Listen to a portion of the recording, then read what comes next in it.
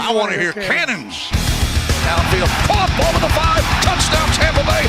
Mike Evans does it again. Fire the cannons, Bucs. It's first and goal. That's picked up. That's picked off. And who else? Rondé Barber. And the Tampa Bay Buccaneers may ride to the Super Bowl with that one. Third down, 18. Dropping Gannon, looking Gannon. Throws up to the head. It's 30. Derek Brooks 30. Brooks to the 25. Derek Brooks all the way. There it is. The dagger's in. We're going to win the Super Bowl. And there the cannons go. Fire them. Keep on firing them. Keep on firing them. 39-37, your final score from NRG Stadium in Houston as the Tampa Bay Buccaneers fall short in a shootout game that nobody saw coming against the Houston Texans. C.J. Stroud, almost 500 total yards through the air, and a game-winning drive in 46 seconds that this defense should have been prepared for. So we are going to try our best to break down everything that we just witnessed over the last 3 hours or so on a brand new episode of the Cannon Fire Podcast. I'm your host, as always, Rhett Matthew, joined alongside me, my good buddy and co-host for today, filling in for the missing Evan Wanish, Mr. Bucs Nation, James Hill is here. I don't know, man. I don't know. That is an incredibly disappointing way to go as the Tampa Bay Buccaneers fall to 3-5 on the season in a game that was deceptively close. Is that a way to put it? I mean, for a while, it seemed like this was the best we had seen the Buccaneers operate in over a month. 3 straight losses have now snowballed into a month straight of losing for the Tampa Bay Buccaneers. The defense today was a conversation entirely in itself. We'll get to that eventually. But the offense, Rashad White, the run game, the short passing game, while there wasn't a lot of Mike Evans and Chris Godwin, we saw what this offense looks like in the first half when everybody is somewhat competent. The play calling was not bad. Baker looked great in that first half. I'd argue he looked great all the way until the end of the game. Like, I thought that there were so many things going right for this team in the first half that, you know, there's no way they could fluke this thing away like they did in that second half. And this was the first time all season, 9 games into the year, this is the first time that I just didn't trust the Buccaneers defense. We've been saying all along that this is the defense that has kept the Bucs in games. And it's incredible how the offense today can score 37 points on the road and still somehow come up short. I have been rambling. I'm going to ramble a lot more. Plus, we'll be taking your calls as the phones are on 305-224-1968. The meeting ID is on your screen for this week. James, how do you feel? Yeah, I mean, firstly, the offense played good enough to win.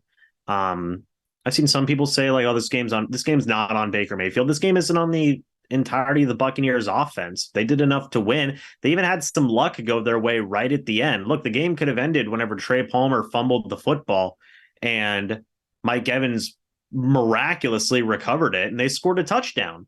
The offense did enough to win today. You score 37 points on offense, you're going to win most games. Defense gave up 39. CJ Stroud breaks a rookie record for most passing yards in a game. 30 of 42, 470 yards, 5 touchdowns, Rhett, no interceptions. He did fumble once from Shaq Barrett, but, you know, this is a game that is exactly, you know, it's defining for the Bucs. And the definition for the team here is that moving forward, this isn't a team that you can expect to win a lot moving forward. Point blank, expect to win a lot moving forward. Okay, that doesn't say that they can squeak out some wins here and there and probably still finish with 7-8 wins or something like that. But you just choked away another game, 4 losses in a row. What are you supposed to think at this point, right? Yeah, well, I'm thinking the Bucs are officially at the free fall point of their season because things have to change and they have to change quickly. Just like you said, a passing record, an all-time rookie record for C.J. Stroud today, and he's looking more and more like he should have been the first overall pick, the best rookie for sure. And we knew it was going to be tough coming into this game. We definitely knew that the Texans were going to be a team that isn't going to allow you to think you can beat them as easy as you may have been able to do in previous seasons. But damn, just the way this game unraveled in the second half is probably the most disappointing part, because throughout the entirety of this game, you're watching it more and more, and you start to think of just how far the Bucs really are from the good teams in the NFC. I would say even above average teams in the NFC. There's a lot of average teams in the NFL that'll beat the Bucs on any given Sunday now. I mean, this is a team that week after week we have tried to come up with some sort of hope week in and week out that they can figure it out, because this is a talented roster with talented players who can make plays like we saw today. But they just were not able to put it together. And the defense, again, is going to be the biggest reason the Bucs lost today. I don't want to hear it about Baker Mayfield. I don't want to hear it about this run game. In the second half, we can talk about the play calling, because we can talk about the way that things started to unravel in the third quarter. I don't know what happened with Dave Canales and his philosophy after halftime, but the Bucs at one point in this game had a 2-possession lead over Houston. You go into halftime with the lead, and what you were doing worked. What you were doing was kind of going back to basics. They hinted at it on the broadcast, going back to what worked against these lesser teams in the first few weeks of the season. Not trying to do too much on the offensive side of the ball, as Dave Canales has put it before. Going back to basics, going back to what works, simplifying these play designs. And again, I think the lack of targets today for Chris Godwin and Mike Evans was a bit of an issue down the stretch. But the offense was still doing just enough to keep the Bucs in this game, and arguably keep them winning this game 3 quarters in. Now, in the third quarter, it was offensively inept, as the Bucs, I think, merely got 17 yards of total offense in that third quarter. So there's no excuse for that. But let's break down some of the top players for Tampa Bay today. Baker Mayfield, will start with the QB. 21 for 30, 266 yards, 2 touchdowns, plus a potential game-winning drive to find Cade Otton in the end zone with 46 seconds left to go in the game. With a defense that has played as well as the Bucs have so far this year, even in the losses, that should have been a game-winning touchdown. But unfortunately, the writing was on the wall, because as easy as this Bucs defense made it look for C.J. Stroud today, I had zero faith headed into that final drive. I had no faith in this defense whatsoever. And again, that's the first time I've been able to say that all year. Jamel Dean leaves the game early with a concussion. Hopefully he will be back, and we'll get some positive updates for you as the week goes on. But Carlton Davis was awful today. I mean, I don't know if it's a stretch to say that this was the worst game of his career, but Carlton Davis single-handedly responsible for maybe 3 of those Houston touchdowns today. Yeah, this might be Carlton Davis's worst game of the year. I don't think that that's a stretch. You look, Houston had 3 guys go over 100 yards today and a touchdown, just all of it, you know. And these aren't world beater guys. It's Noah Brown. It's Tank Dell. It's, I like Nico Collins. But like, it's Dalton Schultz, it's just and I get it. Like, hey, congrats to them for going off. That's cool. But this was Carlton Davis's worst game as a Tampa Bay Buccaneer, in my opinion, probably. He's one of the biggest reasons they lost the game today. Zon McCollum, was iffy today. Ryan Neal honestly wasn't like in a lot of situations where he looked like, I didn't see Ryan Neal a lot on screen. I mean, I know it's like, LOL, Ryan Neal is bad. And I'm sure he did have some bad moments today, but like the one to highlight is Carlton Davis. Horrible game, probably his worst game as a Buck. Got a $5 super chat from our buddy Matt Diaz. He says, when the offense and run game finally show signs of life, we lose because of the defense. Nice. It sounds like one of the most Bucs things to ever happen. That's something bad teams do. Yeah. Yeah, the Bucs are officially back. We haven't said this on the podcast in a very, very long time, like over 3-4 years. But the Bucs are officially a team that are finding ways to lose. You had to go out there and find a way to lose this game, especially with as secure of a lead as you had. Now, we have seen a lot of 2-possession leads just disintegrate in the NFL, because that's how it happens week in and week out. But there's just no shot that with as good as this defense has been all year, and just like our buddy Matt said, the offense showing signs of life today. I'll talk about the running backs here in a second, but there's just no excuse. This team should be absolutely embarrassed. I'm embarrassed as a fan. I was watching the game with my roommate, and I felt terrible. Like, I felt like a Debbie Downer because this is my favorite team. I love watching the Bucs. There's few things in life that I love more than watching the Tampa Bay Buccaneers. Even when they're a bad team, I can be mad and still love my team. Everybody knows how that goes. But, like, I'm watching this game, and right around the third quarter, I looked over, and I'm like, they're not winning this game. This just feels like a loss. And James, you know that feeling as well as I do. A lot of Bucs fans who have watched for over 4 or 5 seasons know that awful feeling where you're watching a game and something just feels like a loss. I mean, they had me fooled. Don't get me wrong. That Cade Otton touchdown was clutch. What a throw by Baker. What a drive.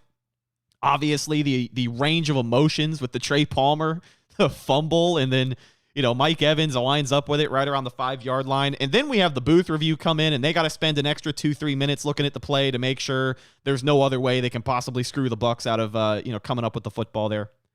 So I totally understand, but, man. In the rushing category today, Rashad White, 20 carries for 73 yards, averaging 3.6 yards a tote, and 2 touchdowns today. And it doesn't stop there for him as well. He was a factor in the receiving game for another week in a row. And I guess this is some good we can talk about from the game today as well. 4 receptions, 46 yards for Rashad White. So 46 yards through the air, 76 yards on the ground. Math is not my strong suit, but I think that's 119 yards from scrimmage for our buddy Rashad White. And as the weeks go on, he had a season high or a career high in production last week. Got even better this week. The offense finding signs of life, and I think a big part of that is because it looks like they're finally figuring out how to dial in the usage on Rashad White out of the backfield. Yeah, I mean, that's been a good positive, right? Out of all of the losses that they've had in a row now is that, Rashad White's getting used more. It seems like with the switch of Matt Filer, possibly, maybe that's a permanent switch that's going to stay. But yeah, no, good on Rashad White to get to, just kind of continue to get more warmed up and be more of a dynamic, versatile type of back, both as a runner and as a receiver. That's a very good positive. The entire offense, I thought, was good today. Yeah, 37 points on the road. I mean, when's the last time the Bucs scored 37 points? When's the last time they scored over 30 points? You know what I mean? Like, there was a lot of good on the field for the Bucs today. And it's unfortunate that an all-time disaster in the secondary is leading to a reaction like this. We should be jumping for joy because the offense scored almost 40 points. I mean, 266 yards passing through the air for Baker Mayfield. Just the effectiveness that they had today when they needed it is important, and it was enough to win, unfortunately, but not enough in the end because of just a terrible effort by the defense. We got our first call of the show from the 770. We appreciate you calling in and waiting. Caller, you're on the air. It's all good. Corey from Nashville. Corey, how you feeling? I'm just befuddled, man. Like I listened to y'all at the beginning, and we could say so many things positive about the offense scoring 37 points, but the offense is what kept this game in striking distance. And it's not the players, in my opinion. Canales, man, he has no feel for the game, and it shows. I mean, that's our 8th game played now, and the Saints game, I thought he had a really good feel for the game, but today, I mean, I don't understand. Here's my thing. Okay, we're watching the Texans, right? They completely abandoned the run. They weren't running the ball anymore because they had 7 yards in the middle of the third quarter. So with that being said, he's throwing to Tank Dell and Nico Collins and Dalton Schultz. I mean, at some point, we were running the ball fine enough, but we weren't running it well enough to where we have to run it on every single first down. But like, it was that part. Sorry, Corey, I don't mean to cut you off, man. I apologize, but I do want to say this about the run game just before I forget. Like you said, the Bucs were not running the ball well enough today to where they could have leaned on it for the entire game. But this offense doesn't need either the pass or the run game to be the best in the league. They just have to be effective in certain scenarios. And today, there were definitely scenarios where you needed to pick up 4, 5, 6 yards from Rashad White, and you got that more than you have in weeks past. So again, they weren't perfect, but they were a far cry from just how bad they have been so far this year. Oh yeah, I agree. I agree 100%. But at the end of the day, your team is 3-5. We lost to Desmond Ridder, who lost his job, and we just lost to a rookie who set up a record-breaking day. At that point, it's coaching. I can say everything I can say about the players. We can say whatever we want about Baker. He's still not turning the ball over, which is great. And he made big plays on that last drive. The defense is not responding. They're not responding to Todd Bowles' scheme, to his calls. They're not understanding it. Ryan Neal being left out there on the field again today where he just does not need to be out there. He started that whole downfall. Him by himself in man coverage again gave up a 75-yard touchdown because of his coverage skills are terrible. And that started the whole domino effect. I don't want to take up too much of your time. I'm going to call back next week, I guess. I'm befuddled. You asked me how I was feeling. Let's just say befuddled. But it's the coaching. We should be 5-3. It's the coaching. I'm with you, Corey. We appreciate you calling in as always, buddy, and good take. We'll talk to you again soon. Befuddled. That's a good word. Yeah, that is a good keyword. Maybe that's this week's word of the week, befuddled, because I mean, really, how else are you supposed to feel after that loss? Again, we talked about all the good that we can potentially take away from the offense. A season-high level of production for a lot of these guys on the offensive side of the ball. Just look at the points scored today. But it's just not enough. And I am befuddled because this is a defense that I have trusted all year. This is a defense that I have consistently trusted and praised much higher than the offense up until this point. I mean, we could argue that through the first 8 weeks of football, the Bucs were anchored down by an awful offense who was not effective. They were averaging, 12.8 points per game over their last 3 games before today. So this should help their season average, getting 37 points on the road. But you come up empty, and befuddled is right where we are right now. So moving on from the running back conversation, I did want to get your thoughts on what Corey brought up, and that is Dave Canales, because we can talk about the execution of the offensive players.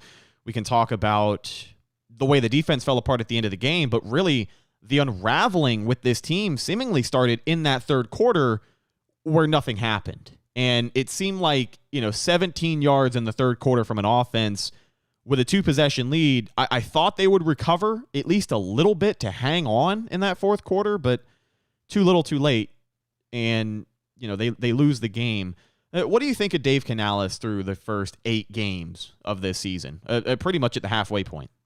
Yeah, it's definitely been up and down, right? There's definitely been situations that haven't been great, in terms of, like in this game, for example, Mike and Chris Godwin. Mike got a little bit more involved in the end, and that was good. And I will say, the offense did enough to win the game in the end. At the very end, like you said, that third quarter was bad. They got enough in the fourth quarter to where they were kind of moving the ball and whatnot and scoring some points up on the board. But overall, the overall arching 8 games of Dave Canales so far has been pretty mixed. It's been some good with it. I like the play action. I like, just that kind of aspect of it. I feel like it's been helping a lot. The bad has been with the running game. Now that can be play calling, that can be execution. It's probably a mix of both. Just the inside running hasn't been great. And that's something that I would like to see do better. Right. So overall, it's been a mixed bag so far. I think that there's been some good moments in there for sure, but I feel like there's not even slightly, there's been a bit more bad than good. Caller, you're on the Can of Fire podcast. Hello. Hey, how's it going? What's up, man? What's your name? My name is Dane. Dane, what's up, dude? How you feeling? Feeling terrible. Not feeling great. Yeah, I can't blame you. Not feeling great at all, man. But I just kind of wanted to get an input on y'all. You think it's time to get rid of Todd Bowles, man? It's an interesting conversation, and it's always going to come up whenever your team is in free fall mode like this, especially with Todd Bowles, who has seemingly been in the hot seat for over a year in a lot of people's eyes. I think a lot of people through the court of public opinion are going to be quick to want to exercise Todd Bowles this week. And I think he should take a huge chunk of the blame for this loss. Like, we talk about the execution, we talked about the defense, but I mean, allowing a team to just crawl back into the game as consistently as they did today, that's on coaching 100%. But 100% agree. I have a gut feeling that Bowles is going to survive this season. Now, if the Bucs go on to lose every single game for the rest of the year, or if they only win one or two more,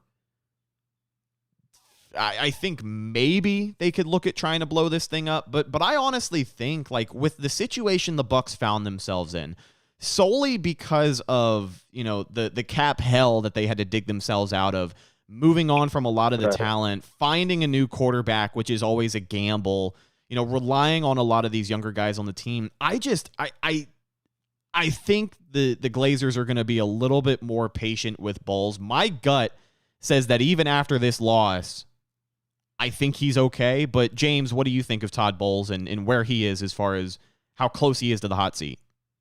Yeah, I mean, I think this obviously makes the seat a little bit hotter. They're not going to fire Todd Bowles like mid-season. I don't even think they're going to fire anybody mid-season right now.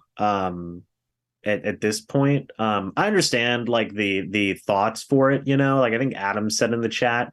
I don't know how Bowles survives this loss, and it's an ugly loss, right? Ugly loss, and it's what, their fourth one in a row, right? Yeah.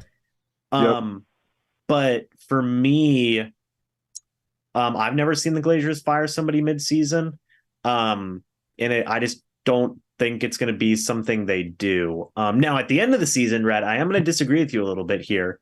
I think depending on how the situation goes, they could fire him, depending on if they win, like what you said. If they're winning 5 or 6 games on the year, I think that would be something that they would heavily consider, and I think that'd be a right thing to consider. It all depends on how the rest of this year goes, and right now it's trending downward in a big way. I mean, it is getting worse week in and week out, and we haven't been able to say that for a long time. But let me offer you this rebuttal on the Todd Bowles thing, and this is just the perspective that I think is important that not a lot of people look at. A lot of people look at this as his second season as head coach, his fourth or fifth season in Tampa Bay altogether. But this was his first season to put together the staff that he wanted to put together, because him being announced as head coach last year was kind of a last-minute fumble of the bag by Tampa Bay. I think everyone expected Bruce Arians to come back.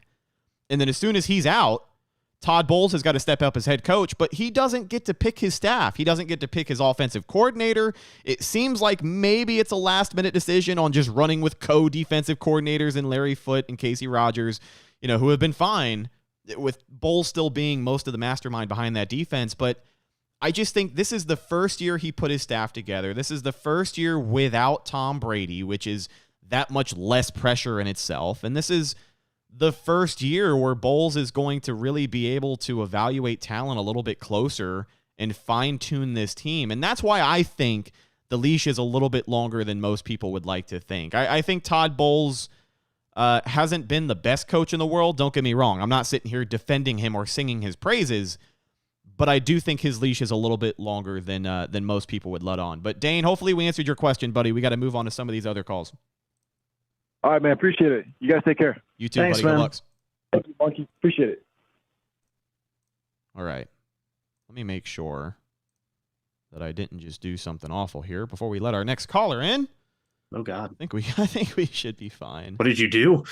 Nothing. Well, all the callers that we had on hold have dropped out.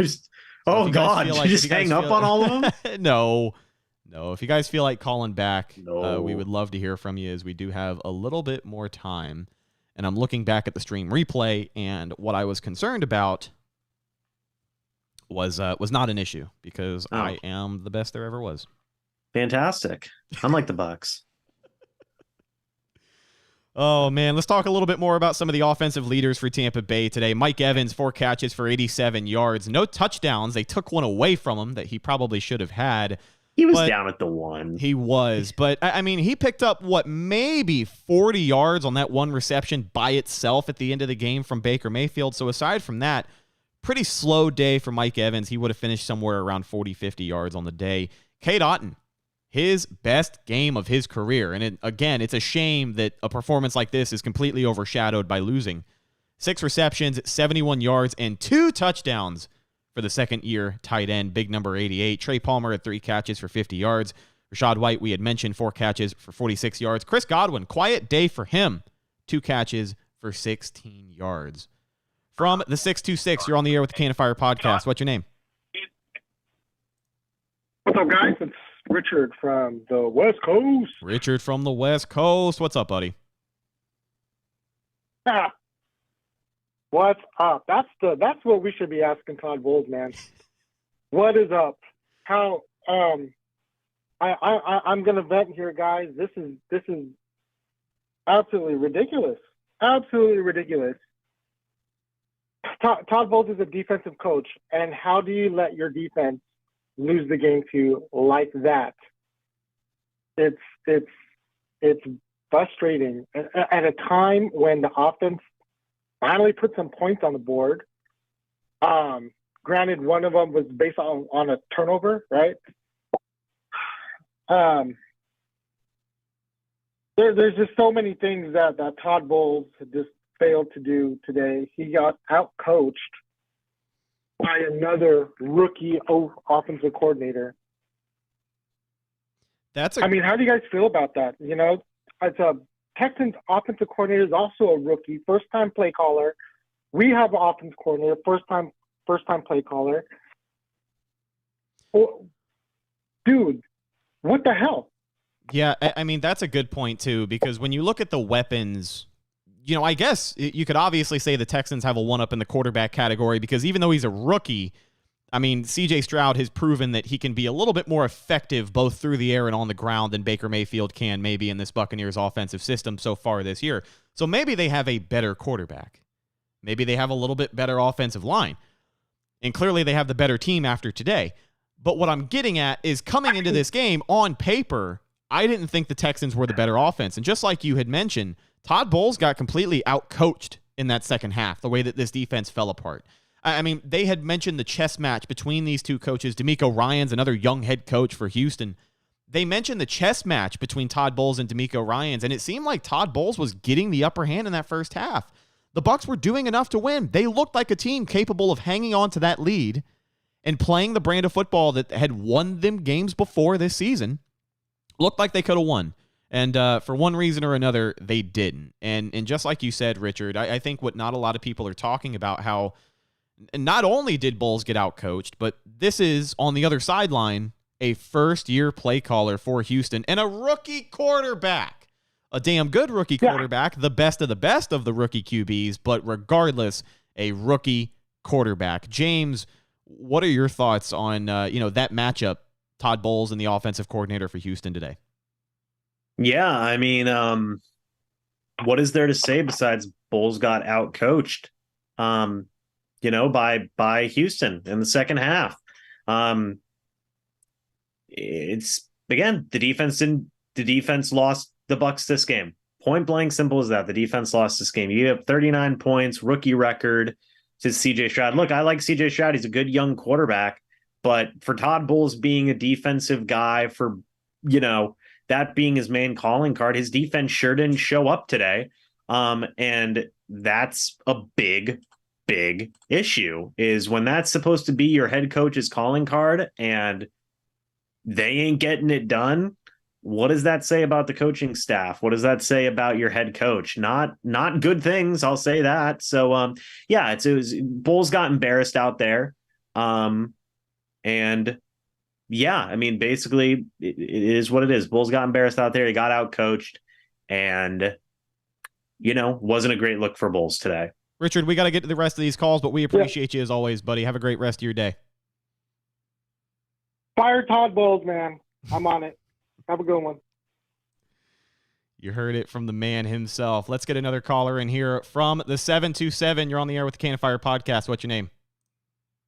It's Tony. Hey, buddy. What's going on? Oh, not much, man. Just as frustrated as any other Bucs fan out there. I was watching James's live stream, and he needs to get that bravado hot sauce for the next live stream for sure. Apparently I need to basically I just need to shoot my mouth or something. That'll be spicy enough. I think I just don't. Oh my God, I just don't get it, man. I mean, I never thought I'd see the day where the Bucs could score 37 points and lose a football game. I'm just at a loss. I as one of the previous callers said, I'm flabbergasted. I don't know. I'm at a loss here. This is probably the worst loss I've ever had to deal with here. And I've been a Bucs fan for many, many years. My dad was season ticket holder since '76. Family, longtime Bucs fans, and this loss hurts probably more than any loss that I can remember in a long time. So befuddled was the key word that was used, and that's flabbergasted. Flabbergasted is another fantastic word. Oh though.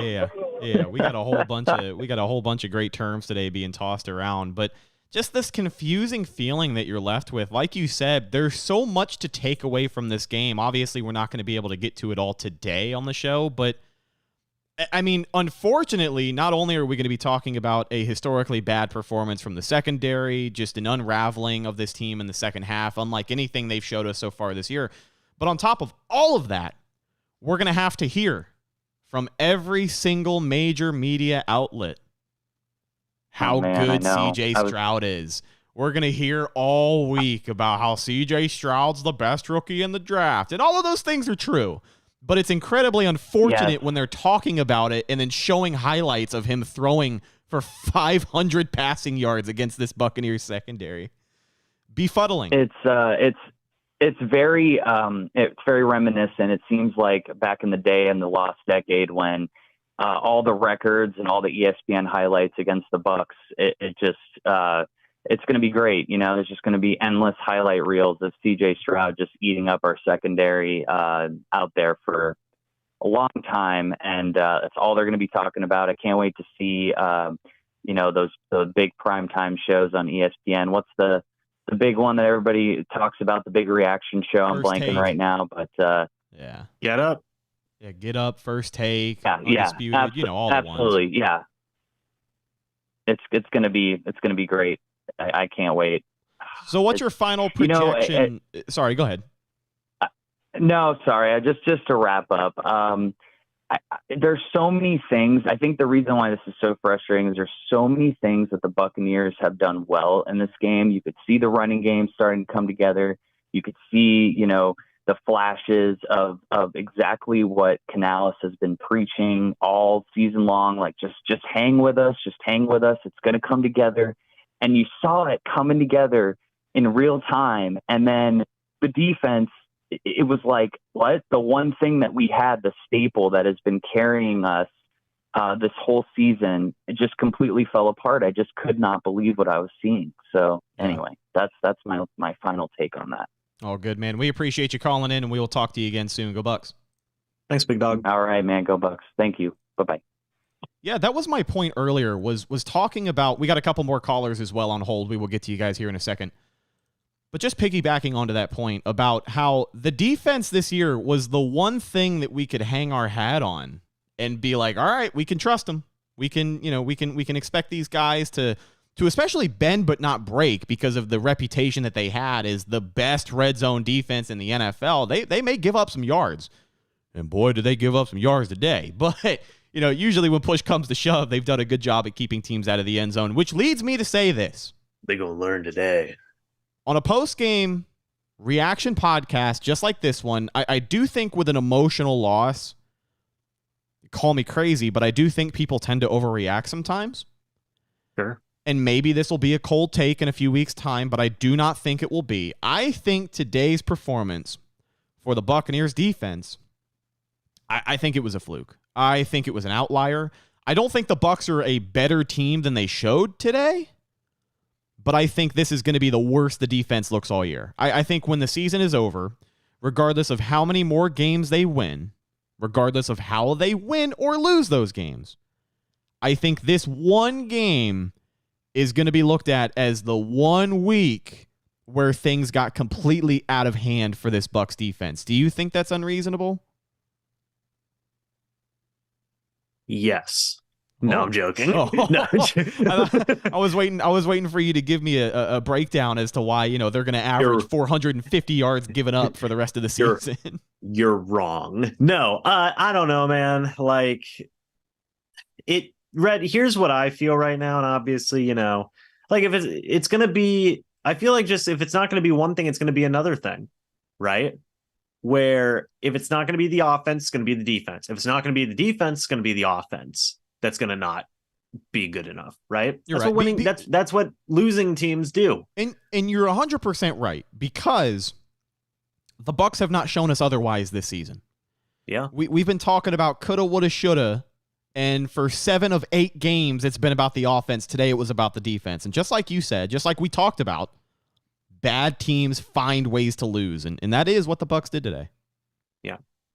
Yeah, so I mean, I don't know, man. I agree with you. Like, are they going to give up 450 passing yards every single game? No. If they do, then you can definitely expect Todd Bowles to not last after this season. But we've seen them play good defense before up to this point.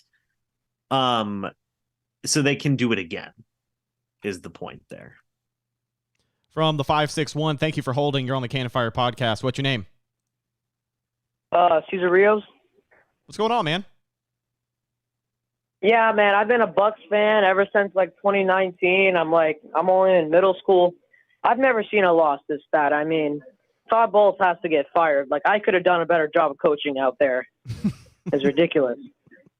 I mean, there's a few losses that I can think of in the Tom Brady era that were not nearly as favorable. Losing 35-0 on the road to San Francisco, and Brock Purdy in his first career start was pretty embarrassing.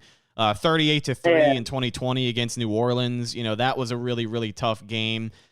What was so heartbreaking about this one was just that the Bucs were competitive down to the end, and I think that's something that you can say well about this team, but I mean, they definitely broke down in a way that we have not seen in that second half, especially when they were winning for most of the game.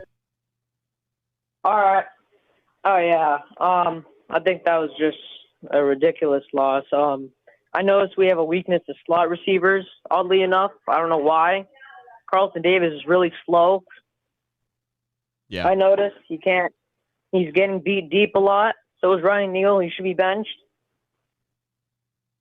Yeah, Ryan Neal, they peeled him back a little bit today. We did see a little bit more of D. Delaney in there at the safety position as he got mixed in, and that looked okay for the first half, and then ultimately things started to play out the way that they did. But we appreciate your call, buddy. Yeah. We'll talk to you soon. All right, see you soon. Bye. He said, see you soon. Hell yeah. Let's get to our next caller. From the 813, thank you for holding. You're on the Cannon Fire podcast. Hey, what's going on, guys? How you guys doing? Good, man. How you doing? Doing well, man. BK here. Hey, obviously, I'll follow you guys for forever, man. You guys are always doing a great job. Thank you for the platform.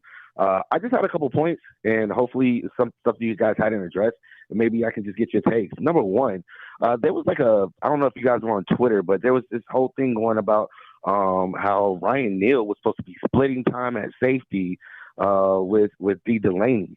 And then I didn't necessarily see or even feel the presence of that switch or back and forth being felt until he got burnt on that touchdown. So I'm wondering, was that real, or was that, just out there, or what took so long for that change to happen? Because I do feel like that was the start of a turning point.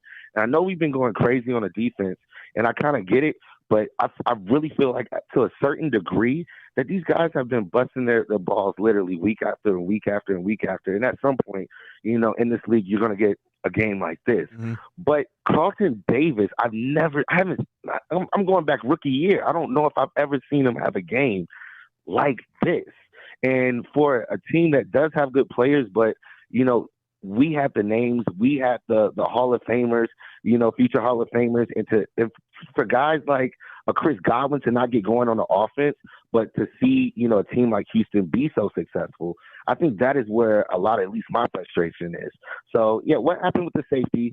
Hopefully this is the worst we ever see Carlton Davis ever, because I think he's a dog. We obviously just heard Jamar Chase talk about him this week. And then to put this on film right after is frustrating. And that's to say the least. as a longtime follower of the Tampa Bay Buccaneers, you know this as well as I do. That is the Bucs timing kicking in at its finest. You know, the week that one of the best wideouts in the NFL says that Carlton Davis is the best corner that he's ever played against is the one week that Carlton Davis looks like the worst quarter in the NFL. Literally.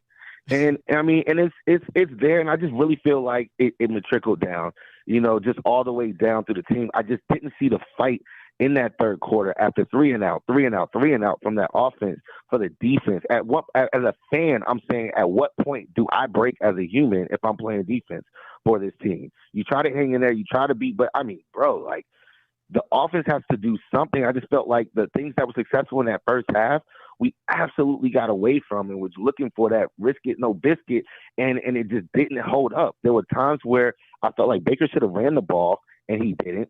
There were times where he threw the ball. I mean, where he ran the ball, and I'm like, hey man, let's take a loss. This down's over.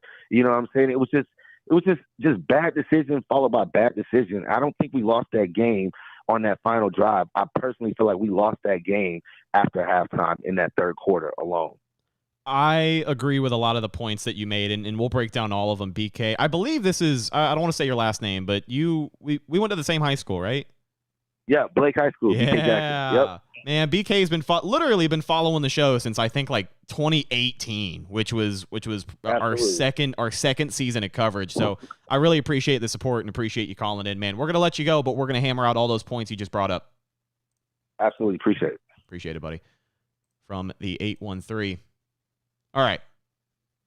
So let's get into it. We got a lot to break down, courtesy of our buddy BK. Fun fact about BK. He wasn't going to tell you, but I'm going to tell you. Alumni of Blake High School played touring saxophone for Prince. Yeah, he was in Prince's band for a couple of years. One of the greatest to ever do it. So really, really cool stuff. If I'm not mistaken, I could be wrong, but I'm pretty sure that I am correct. So let's get into it. We started to talk about the presence of D. Delaney and Ryan Neal in the first half of this game and how it was reported. I think I saw it first reported maybe an hour before the game that, you know, they had said that they're looking to get D. Delaney some more snaps, maybe mix him in a little bit with Ryan Neal because eventually a change has got to be made. You know, Ryan Neal has been the worst player in the secondary for 8 weeks. So hopefully this is a competent enough coaching staff to try and address the issue. And I think they did today because we did see D. Delaney in the game a little bit, but of course, too little, too late. James, did you see D. Delaney today? And ultimately, what do you think went wrong there? Yeah, I mean, I saw him a couple of times in the game. You know, I don't think D. Delaney. He was on the one play. There was a fumble recovery. Yeah. From Antoine Winfield Jr. and D. Delaney was in on that play. Now, I don't have the snap counts. I don't know how often Delaney was in the game versus Ryan Neal, so I can't necessarily speak to that. I don't know. To the point, Ryan Neal did get burned for a 75-yard touchdown that was not fun. That made me have to spin a wheel at some point and do a shot of Tapatio hot sauce and a lemon juice. And then later I had to buy a Ryan Neal t-shirt that's on the way. No. So, you know, there's a lot going on. He's costing you money. He's not only costing you well-being, but he's costing you actual dollars. He is. And I think D. Delaney should just be the full-time starter at safety. It's something that I've been wanting to see for the past couple of weeks now. I just feel like it'd be a good thing. D. Delaney has 2 interceptions. I feel like he's just a better player than Ryan Neal at this point. The first snap he was in the game was that forced fumble you had just talked about. That was the first snap that I saw D. Delaney today. Yeah, so I mean, I want to see more of D. Delaney. Maybe this is a tipping point of something that they're going to do. You know, that to that point, I do want to see more D. Delaney. Yes, I agree. We'll take one more call here from 352. You're on air with the Can of Fire podcast. What's your name? Hey man, it's David. David, what's up, dude? Hey man, not much. Hey, I'm just curious, Evan. You said earlier that the defense was more of an outlier today. I was curious as how is that the case? Because the defense to me has been a problem this entire season, even going back to last year. The secondary mainly. Okay. Very interesting. I'm waiting on Evan to answer this question. Well, Evan's not here today. Yeah, no Evan on the show today. But no, Evan. I'm sorry. Who the other one? No, it's okay. It's James. The other guy. It's our good buddy James. My name's James. No, it's all good. Go ahead, James. Yeah, I mean, for me, even just going back and looking at the score totals, right? This is the first game the Tampa Bay Buccaneers have allowed or sorry, not the first game, but you look and they've held teams to under 20 points throughout most games this year, or 20 or lower, right? That's winning defense, in my opinion. Also, I understand that the secondary has not been great this year, mainly Ryan Neal, but Antoine Field Jr., I think, has done a really good job in terms of guys kind of jumping off. You've seen Kalijah Cansey do some interesting things. Shaq Barrett's done some good stuff. Vita Vea has done some good stuff. Levante David's been fantastic this year, I think, overall. Carlton Davis, Jamel Dean, they have certainly been not, consistent this year in terms of what we can see. But I think overall the defense has done enough to keep the Bucs in on most games. And this is kind of something that we were talking about earlier, where whenever it's the defense stepping up and playing well enough, whenever you hold, let's say, the Detroit Lions to 20 points in week 6, you only score 6 points from the offense. Whenever you hold the Atlanta Falcons to 16 points, you only score 13 points. Whenever you hold the Buffalo Bills, a very powerful offense, to 24 points, you only get away with 18 points. Whenever you hold the Philadelphia Eagles to 25 points, you only score 11, So it kind of, I think the defense personally has played well enough to win. You even take a look at their 3 wins. You held Minnesota to 17, you held Chicago to 17, you hold the Saints to 9. The defense, in my opinion, has played well enough to keep the Buccaneers competitive in games, whereas the reverse of what we saw today, the offense hasn't been able to pick it up. Today was a reverse of that situation. You let CJ Stroud break a rookie record in terms of passing. You let him throw 5 passing touchdowns and no interceptions. He did have the 1 fumble from Shaq Barrett, which was a good play. But all in all, Stroud picked everybody apart. I don't see how Todd Bowles survives today after today. He should be fired, honestly. You're definitely not the only person calling for his job today. I think he's going to be under a lot of fire this week, and a lot of people agree with you saying he should be fired. James, I didn't mean to cut you off there. Go ahead. No, it's okay. I understand where people are coming from.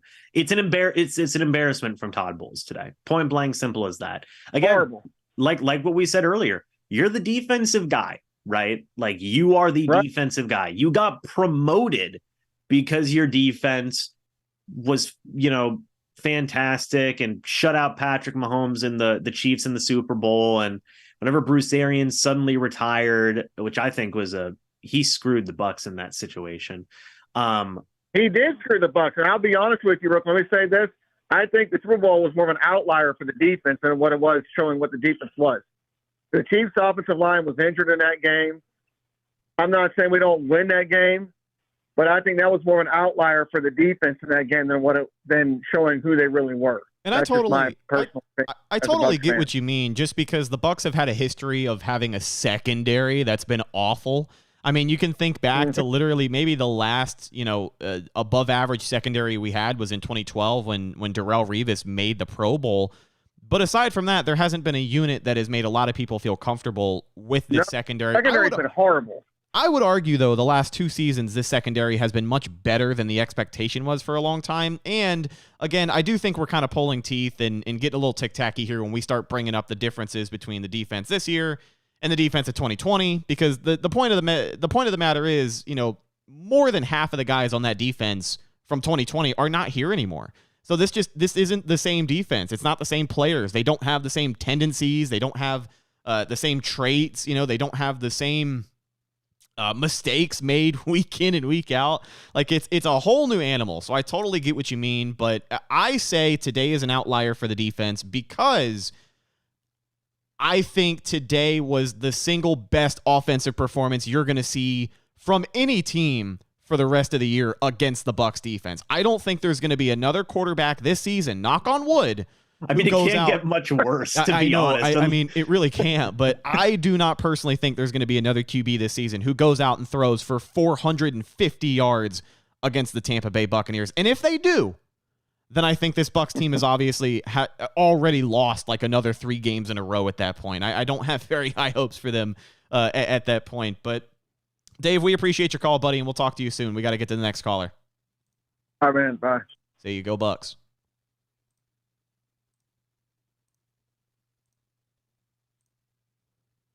Caller, you're on the air from the 304. We appreciate you holding for so long. What's your name?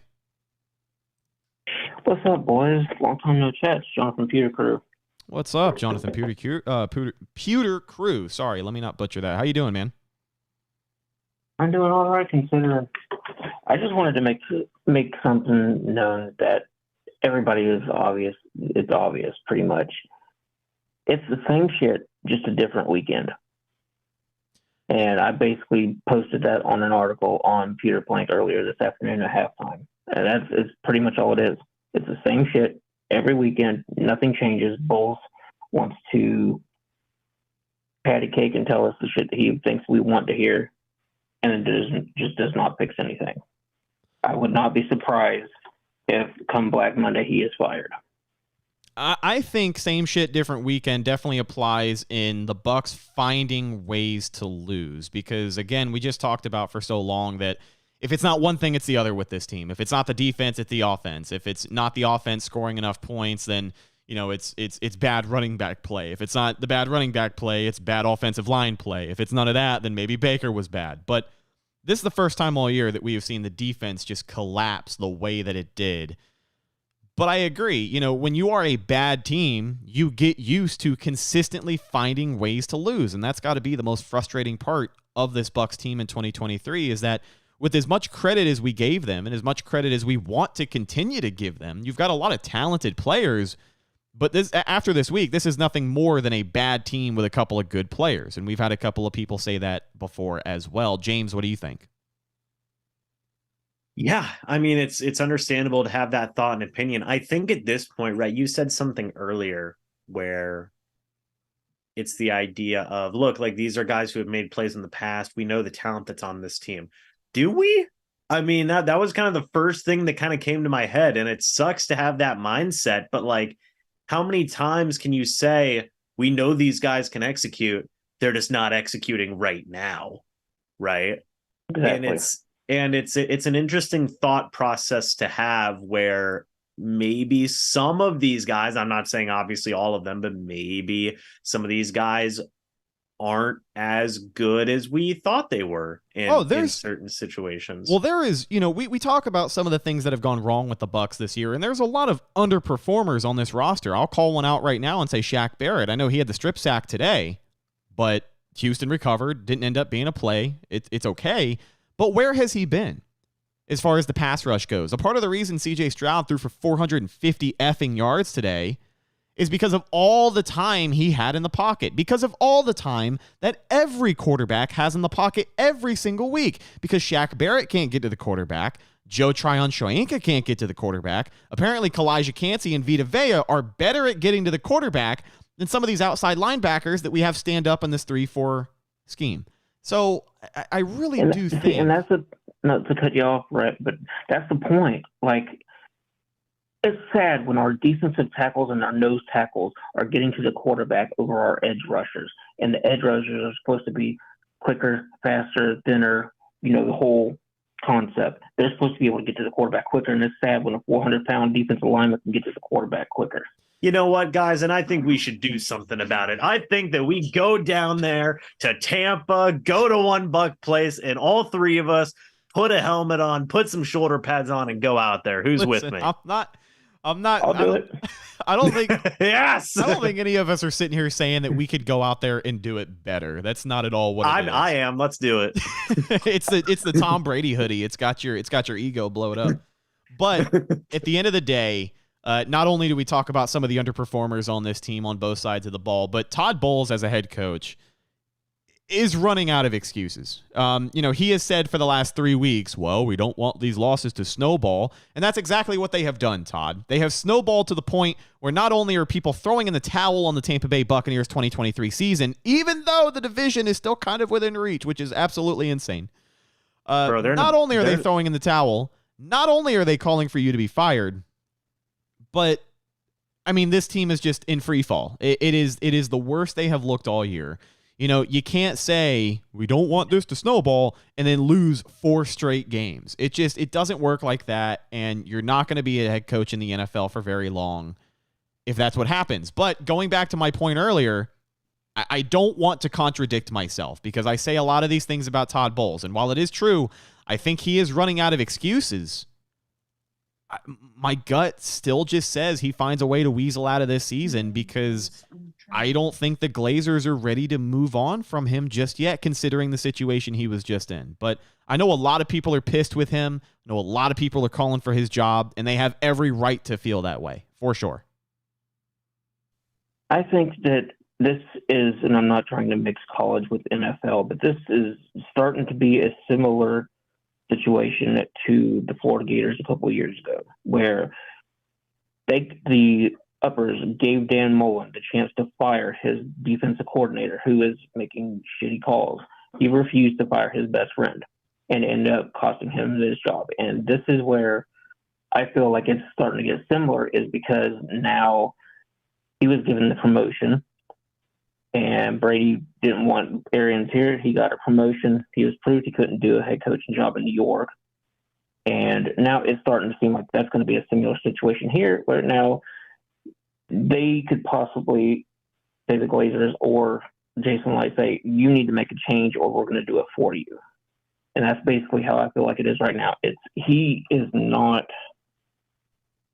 giving us, he's supposed to be this defensive-minded person, but, where's the defense?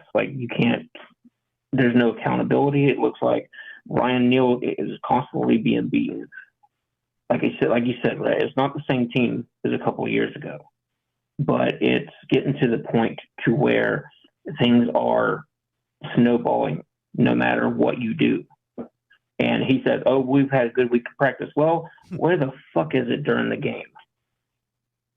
How do you not put it in the game, show us what you're doing in the game during that good week of practice? And it's just like I said earlier, it's like he's just trying to tell us the shit that we want to hear. Oh, we're going to fix this, and then just does nothing about it.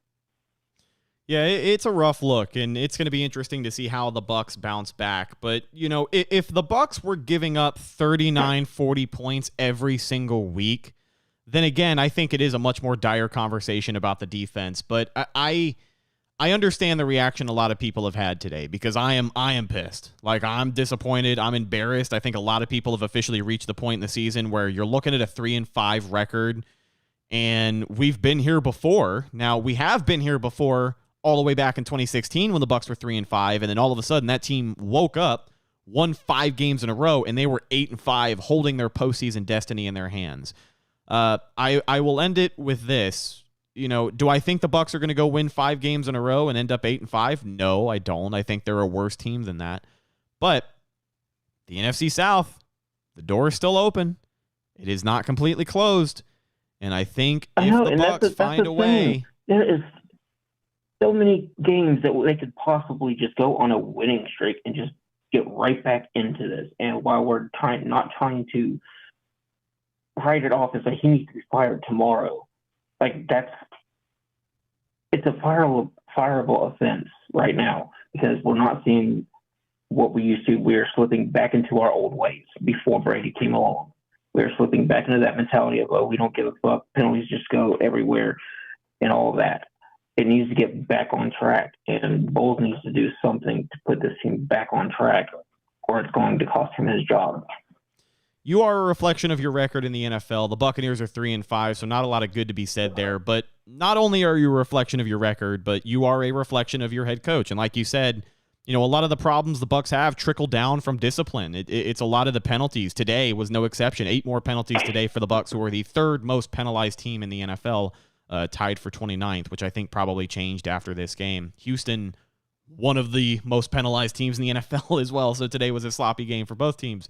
But falling into that habit of finding ways to lose, coming up with a loser's mentality is definitely a slippery slope, because you've heard about the morale of the players in the locker room less and less these last couple of seasons, because they said it on the broadcast today. There hasn't been any drama with this unit of players. I mean, you have a couple of guys like the Antonio Browns that come into your locker room every now and again and shake things up, but I do think eventually these next couple of weeks are going to be telling, because if the Bucs continue to lose games and then you start to hear about Mike Evans getting angry after a loss, or guys in the locker room disagreeing with each other, or maybe speaking out and Todd Bowles losing the locker room, that's a slippery slope in itself. I don't think we've reached the point yet where Bowles has lost the locker room, but he certainly has lost a lot of the fans and most people calling for him to be fired.